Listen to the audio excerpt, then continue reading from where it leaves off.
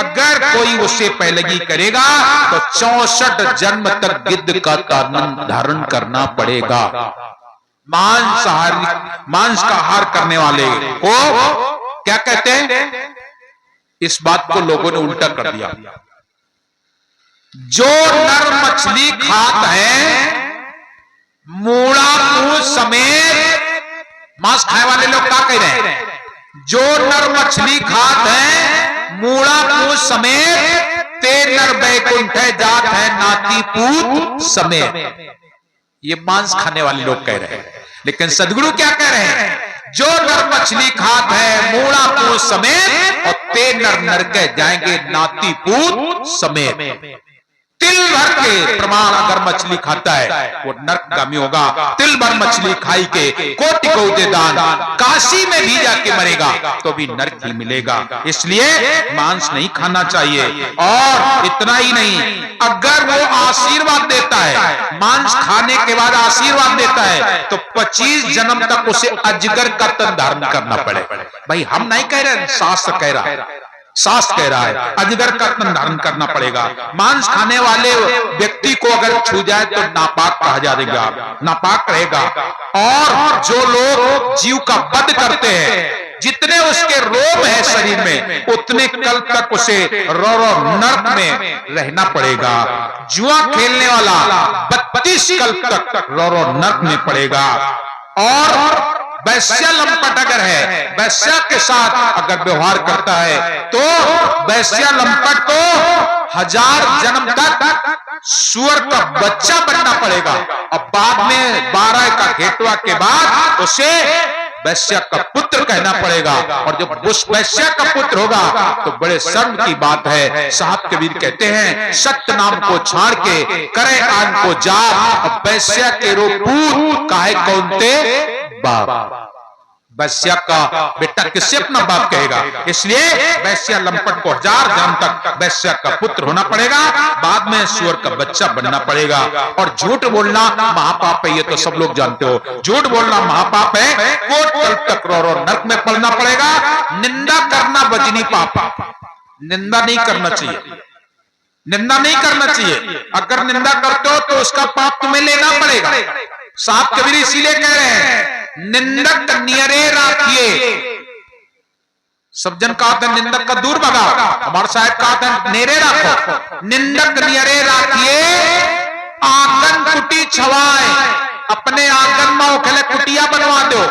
निंदक नियरे राखिए, आंगन कुटी छवाए, बिन साबुन पानी बिना निर्मल करे सुहाए। अगर निंदक है तो तुम्हारी निंदा करेगा, तुम्हारे पाप ले जाएगा। इसलिए साहब ने एक जगह पर कहा है, निंदक ना होते जगत में तो संत कहां से तरते।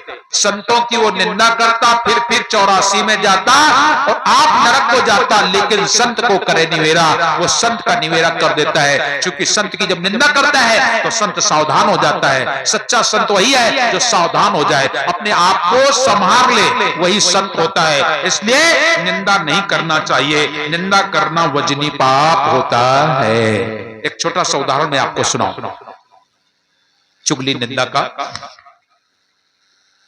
एक समय की बात है, एक राजा साहब थे। राजा लोगों के जो नाई होते हैं वो उनके परमानेंट नाई होते हैं। आज भी जो बड़े लोग होते हैं उनका नाई परमानेंट होता है। वो ये नहीं कि यहां बनवा ले फिर वहां बनवा ले बाल अपने, नहीं। तो राजा का परमानेंट नाई था एक, वो उनके बाल बनाता था। एक दिन उस नाई को कहीं जरूरी काम आ गया, बोले महाराज हम 4-6 दिन के लिए बाहर जाइए, चले जाओ। नाई तो चला गया, और जब नाई चला गया तो राजा साहब की बाल बड़े बड़े हो गए, हजामत बनाने का नंबर आ गया।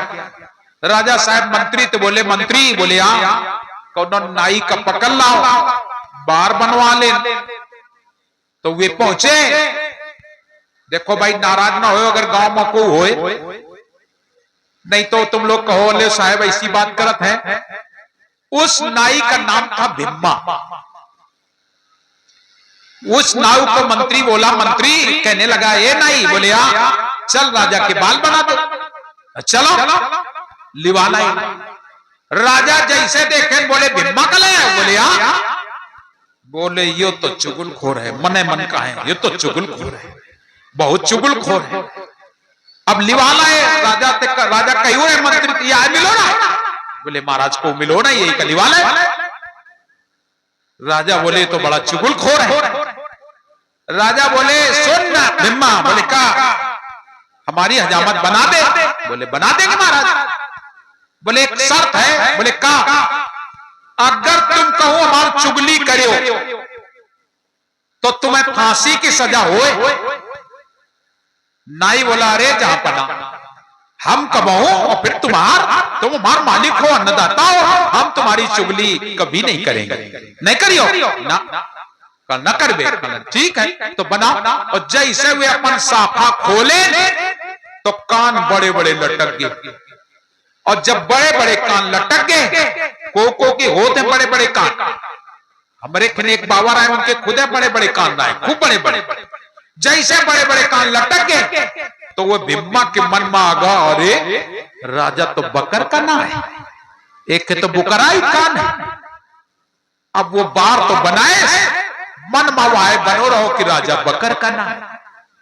राजा ने बढ़िया खाना बनवाए, खवाएन पियाएन, दक्षिणों दीनेन, और जब दीनन वो खूब पेट भर खाए, अब पेट ओकर फूले।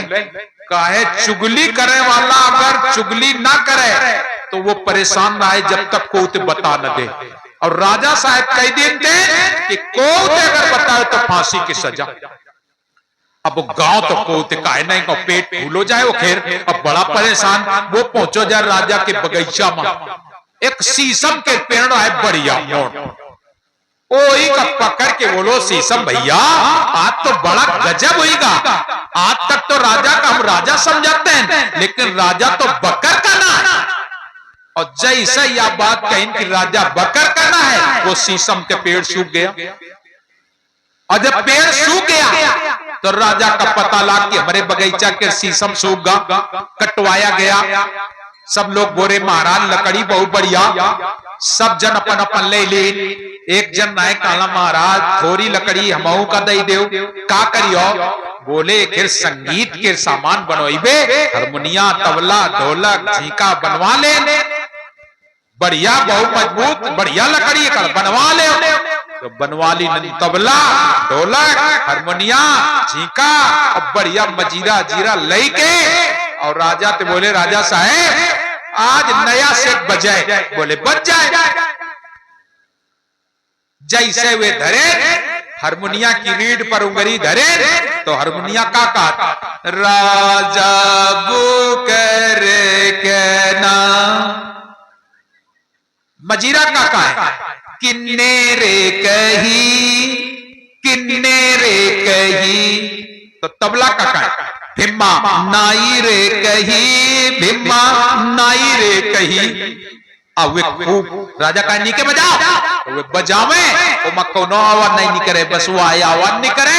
हारमोनिया का है राजा बुकर कहना, मजीरा का है किन्ने रे कही, किन्ने रे कही। तबला का है भिम्मा नाई रे कही, भिम्मा नाई रे कही। राजा बोले बंद करो, भिम्मा बुला जल्दी बुला, भिम्मा को बुलाओगा। भिम्मा बोले तुम हमार चुगली तो कौन नहीं करियो? कौन नहीं महाराज, कौन नहीं करियो? कौन नहीं महाराज, आज तक को बता नहीं सकत कि हमने तुम्हारी चुगली करी। तो सज्जन बोल बजाओ, और जैसे बजाए तो आवाज वाज नहीं करे, राजा बुकर कहना, मजीरा का है किन्ने रे कही, किन्ने रे कही। तबला का है भिम्मा नाई रे कही, भिम्मा नाई रे कही। राजा बोले ये झूठी बोली है का, ये झूठी बोली है। आखिरकार भिम्मा का कबूल पड़ेगा कि शीशम के पेड़ू ते कही आते कि राजा बुकर करना है। बोले चढ़ा दे फिरे का फांसी पर, और आखिरकार का फांसी की सजा हो गए। मतलब काहे के हमार कि चुगली करे वाला बिना चुगली करे रह नहीं पावे, निंदा करने वाला रह नहीं पाता है, इसलिए निंदा करना बजनी पाप है। कभी किसी की निंदा नहीं करना चाहिए। जो लोग निंदा करते हैं 1000 कल्प तक रो नरक में पड़ते हैं, और गुरुद्रोही की कभी मुक्ति नहीं होती है। जो गुरु से द्रोह कर ले वो कहीं दुनिया में जाए, कुछ भी हो जाए, गुरुद्रोही की कभी मुक्ति नहीं होती है। गुरुसन कपट मित्र सन चोरी, की हो निर्धन की हो कोड़ी। गुरुद्रोही की मुक्ति कतई नहीं होती है। साहब कबीर ने एक साखी कही है, निगुरा को ना मिले। निगुरा उसी को कहा जाता है जो गुरु की बातों पर विश्वास न करे, गुरु की बात को न स्वीकार करे, उससे निगुरा कहा जाता है। निगुरा को ना मिले, अब पापी मिले 1000, पापी चाहे 1000 मिले, लेकिन निगुरा नहीं मिलना चाहिए। निगुरा का मुख देखना पाप होता है। निगुरा को ना मिले और पापी मिले 1000, और एक निगुरा के शीश पर 100 पापी का भार। जो गुरुमुखी होकर गुरु को छोड़ देता है उसके ऊपर 100 पापियों का भार होता है। इसलिए गुरुद्रोही की कभी मुक्ति नहीं होती है। जो गुरुद्रोही हो गया, चाहे कोई आ जाए, ब्रह्मा विष्णु महेश से जो अधिक बढ़ जाए, फिर भी उसकी मुक्ति नहीं होगी। उसकी मुक्ति एक ही शर्त पर होगी। आया इसमें गुरुद्रोही की मुक्ति नहीं होगी। अगर मुक्ति चाहता है तो प्रायश्चित करे, गुरु जी के सामने जाकर स्तुति करे। जो गुरु रूठे होए तो तुरंत मनाइए। अगर गुरु जी रूठ गए हैं तो उन्हें विनय करो, वंदना करो, मनाओ। जो गुरु उठे होए तो तुरंत मनाइए।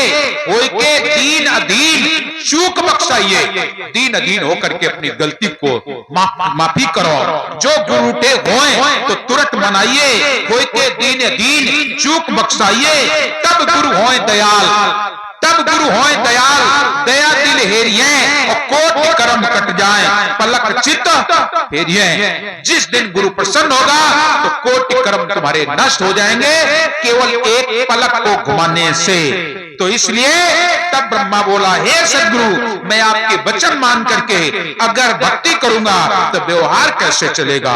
अगर मैं आपकी बात मान भी लेता हूं तो ये 3 लोक में हम तो ठेकेदार हैं, हमने ठेका लिया है सृष्टि का। इसलिए अगर आपकी बात मानता हूं तो कैसे व्यवहार चलेगा? इससे मेरे ऊपर आप दया करें। सदगुरु कबीर बोले, अच्छा जाओ। ऐसा कह करके सतनाम की आवाज लगाई। ब्रह्मा जी के बात साहब की समझ में तो आई, लेकिन पद प्रतिष्ठा में बंधे हुए निरंजन जी, अद्या महामाया, भगवान शिव और ब्रह्मा ने सदगुरु कबीर की बात मानने से इनकार कर दिया, नहीं स्वीकार कर पा रहे हैं। इस तरीके से प्रिय सज्जनों, ब्रह्मा विष्णु महेश को साहब मिलते हैं। विष्णु जी के मिलने की चर्चा कल मैं आप लोगों से करूंगा। सदगुरु कबीर साहब बैकुंठपुरी जाते हैं। देखिए विष्णु जी का कितना सुंदर स्वभाव है और वो साहब का कैसे सत्कार करते हैं, और वहां पर क्या क्या मर्यादाएं आप लोगों को श्रवण करने को मिलती है, जिन्हें हमें अपने जीवन में धारण करना चाहिए। अगर हम धारण करेंगे तो निश्चित ही हमारी मुक्ति बन जाएगी, हमारा लोक बन जाएगा, सतलोक बन जाएगा। तो प्रियजनों, ये सदगुरु कबीर की अमर कथा है। इस अमर कथा को जो लोग श्रवण करेंगे उनका जीवन सफल हो जाएगा। और इतना ही नहीं, सुन करके धारण करोगे तो निश्चित ही आपको लोक मिलेगा, सतलोक मिलेगा। ये शुद्ध बुद्ध चेतन अपने निज लोक को प्राप्त करेगा। इसलिए प्रियजनों, साहब कबीर की ये कथा वो कथा नहीं है कि आपको माखन चोरी सुना दी जाए, चीर हरण सुना दिया जाए, आपको द्रोणाचार्य की, द्रोणागिरि की कथा सुना दी जाए, या बहुत सारी और भगवान राम की लीलाएं, भगवान कृष्ण की लीलाएं, ये सुनते सुनते आपका जाने कितना समय बीत गया है। इस मनुष्य तन की मुक्ति पाना है तो सत्य को स्वीकार करना होगा। साहब की बातों को सुने, अन्यथा नहीं लेंगे। अगर किसी को भ्रम है तो जरूर उसका निवारण होगा। आप अपने जीवन में साहब कबीर की समर कथा को सुने और कबीर साहब को पहचाने। कबीर साहब कोई मिट्टी के खिलौना नहीं है कि जो उन्हें छुएगा तो घिस जाएगी। वो स्वयं सत्पुरुष हैं। वो इस संसार में आए हैं जीवों के उद्धार के लिए।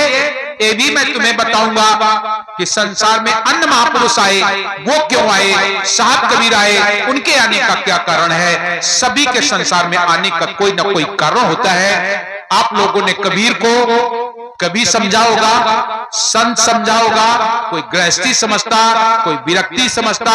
क्योंकि आप लोगों ने कबीर के साहित्य को नहीं पढ़ा है, तुम लोगों ने कहीं इधर उधर से भजन सुन रखे होंगे, इसलिए आप सदगुरु कबीर को नहीं पहचान सकते हो। सदगुरु कबीर को पहचानना है तो सदगुरु कबीर साहब का साहित्य पढ़ो। वो साहब कबीर का साहित्य बता रहा है, पानी से पैदा नहीं, श्वासा नहीं शरीर, अन्नहार करते नहीं, ताका नाम कबीर, कक्का केवल नाम है, बब्बा बरन शरीर, रर्रा सब में रम रहा, ताका नाम कबीर, अनंत कोट ब्रह्मांड में बंदी छोर कहा है, सो तो पुरुष कबीर है। जन्नी जनन माए ना सदगुरु जन्नी जना, उनके माए ना बाप, पिंड ब्रह्मांड से रहित है, नावा तीनों ताप, देही को सदगुरु कहे, ताको दुंदर ज्ञान, चार बाग आवे नहीं, वाको सदगुरु जान, चार बाग से सदगुरु न्यारो, अजरो अमर शरीर और दास मलूक सलूक आते हैं खोजो खसम कबीर।